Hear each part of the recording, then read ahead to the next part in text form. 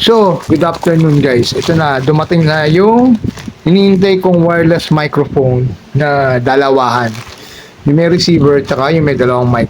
So, ito yung gagamitin natin if ever na gusto ko mag-vlog gamit yung half-face helmet ko para nakakausap ko yung sakay ko or yung nasa, tawag dito, intercom. So, pakita ko rin sa inyo sa susunod kong vlog kung paano ko to i-install na simpleng-simple lang. So, ito, unboxan natin to. Sana ito ay gumagana. Kasi the last time na bumili ko nito, yung pinadala sa akin ay yung isang microphone hindi gumagana. So, ito, same pa rin naman siya. Ganyan pa rin naman. Ito yung receiver niya na merong pang iOS, pang SLR, tsaka pang Android. Tapos may dalawa siyang microphone. So, wala namang dyan, special dyan. Ang special lang dito is pwede siyang pang SLR, doon sa mga regular na camera. So, magagamit ko na rin yung cellphone, yung camera binigay sa akin ng hipag ko, shoutout, yung Canon na may microphone. Kaya ito pinili ko. Ang kukunin ko sana, yung mga yung mga nabibili ngayon na wireless mic, na bilog lang, yung masyadong aesthetic yun eh. Kasi simpleng-simple lang siyang gamitin, tapos hindi siya bulky. Unlike to, medyo malaki to, pero ito, mas functionable. Pwede sa iOS, pwede sa Android, pwede sa mga regular camera na merong mic jack input. So, ayan. Open lang natin. So, pagbukas nito is, ayan, natuto na ako. Tinutulak lang pala to. So, ayan na nga. Yung set ng microphone. Ito yung first mic, second mic, at saka yung receiver. Tapos, meron siyang kasamang manual sa loob na hindi naman binabasa. At meron din siyang, alam ko to, cable to. Charging cable. Isa lang ang kasama niya. So, yun guys. Testingin natin kung gagana siya. So guys, as you can see, ito yung receiver natin. Tapos meron siyang power off, on off dyan. Yan. Ito yan. Pipindutin nyo lang yan para mag-on siya. Naku po, Diyos ko. Tapos, meron siya ditong ito. Habang nakasaksak sa phone, diba, ito ginamit mo, itong Type-C, sinaksak mo sa Android mo. Itong cabling to, pwede mo siyang i-charge through power bank. Pwede ka dyan magsaksak ng cable, pero C-type.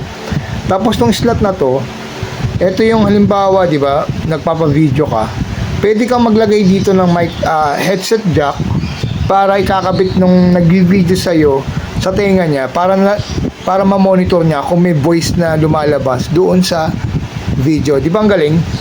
So ayan, testingin natin. So ito, open muna natin. Pakita ko sa inyo paano i-open. Long press lang siya. Ayan, nakita niyo yung indicator like yan. Ibig sabihin niya, nagsusearch na siya ng Bluetooth, nung microphone. Ito namang microphone na to, ito yung power on off niya. Ayan. Open mo lang siya. Pindutin natin. So ayan, nag-open na siya. So naka-green na siya. Ito naka-blue, pero pwede mo siyang gawing green. Hindi ko pa alam kung anong function ng blue tsaka green. So ngayon, may narinig pa kayo kasi hindi pa nakasaksak itong receiver na to. So isasaksak ko siya dito sa video na gamit ko na which is Type-C na hindi ko naman mapapakita sa inyo, pero malalaman natin kung ang boses ko lumalabas dito sa microphone. So ikakabit ko na to para malaman mo. So as you can see guys, marinig nyo ako pero dito sa microphone na to. So testing natin, scratch natin. 1, 2, 3, 4, 5. Tapos sound check natin. Sound check, mic test, sound check. Test, mic test, mic 1, 2, 3, sound check. So ayan, na-testing na natin ito isang microphone na to. Kung gumagana. So, testingin naman natin itong isang microphone kung gumagana. Kasi the last time na bumili ko nito, yung microphone na pinadala sa akin, yung isang piraso, hindi gumagana. So, open natin siya. Check natin. So, yan, nag-green na siya. So, ito yung first mic na tinesting natin na nandito ngayon ang gagaling ang boses ko. So, gagawin ko, papatayin ko ito ngayon para malaman natin kung dito sa mic to natin, maririnig yung boses ko. So, turn off muna natin to. So, ayan, naka-turn off na siya. So, ito ngayon ang gamit natin, yung mic 2. Ayan, naka-on na siya, tapos naka-green na rin dito sa receiver. So, check natin. 1, 2, 3, 4, 5. Sound check, mic test, sound check. Test, mic test, mic test, 1, 2, 3, 4. 1, 2, 3, 4. So, ayan, na-testing natin, hindi ko pa alam kung gumagana siya. So, malalaman ko na ito kapag narinig ko na ulit yung video. So, ngayon ang gagawin naman natin, pareho natin silang bubuksan para malaman natin na pwede natin siyang magamit na, for interview o dalawa kayo nag-vlog, tingnan natin kung gagana pareho. So, ayan, inopen ko na rin yung mic 1. So, testing natin itong mic 1 kung gumagana. 1, 2, 3, 4, 5. So, mic 2, 1, 2, 3, 4, 5. So, ito naman, ang gagawin natin dito, dapat sabay sila. Okay, testing natin. Testing, mic 1, 2, 3, 4, mic 1, 2, 3, 4. This is mic 1, this is mic 1, testing, 1, 2, 3. This is mic 2, testing, 1, 2, 3. Testing, 1, 2, 3. Mic 2, testing, 1, 2, 3. So yan guys, at test na natin at gumagana naman silang dalawa. So ngayon, ang gagawin natin, paano natin ito magagamit? Using our helmet vlog or half-face vlog na helmet. At tapos, tulad ko, laging may kasakay na meron ding intercom yung isang helmet namin for passenger. So, ang nangyayari dito, di ba may microphone na external microphone yung mga intercom. So, i-click ko lang siya dun sa pinaka-ano kasi meron tong click. I-click mo lang siya dun sa pinaka-microphone na yung external microphone na intercom nyo na katapat ng pinagsasalitaan nyo. So, yun na yun.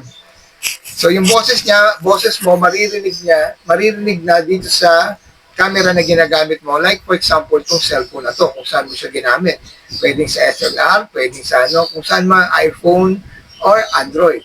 So, maririnig na kayo kapag ka nag-uusap. No need na ilagay mo pa yung dulo ng microphone sa speaker ng ang tawag dito, sa speaker ng intercom. Ngayon, kung halimbawa naman, naka-group ride kayo, pwede mong ilagay yung isang pirasong microphone dun sa tabi ng speaker mo kung saan maririnig yung boses ng kausap mo sa intercom at sa sakay mo. So, alam niyo na yun, maintindihan ng mga nagsasetup ng ano. Ang kaganda lang nito, wireless siya. Wala ka nang itatagong wire, wala ka nang basta diskartehan mo lang paano mo siya iipit o paano mo siya ididikit doon sa speaker kung gusto mong marinig, pati yung mga kausap mo sa intercom. So, yun lang guys. At sana effective na itong dalawang to. At sa susunod na vlog, ipapakita ko sa inyo kung paano ko siya ginamit. Kaya lang wala pa ata ako maka-group ride na mayroong mga intercom. Anyway, kaya sabi nga ng mga napapanood sa FB, kung hindi mo pa siya kailangan, pwede mo na siyang bilhin para pagdating yung panahon na kailangan mo siya, meron ka na. So, paano? Hanggang sa muli! Paalam! Babush!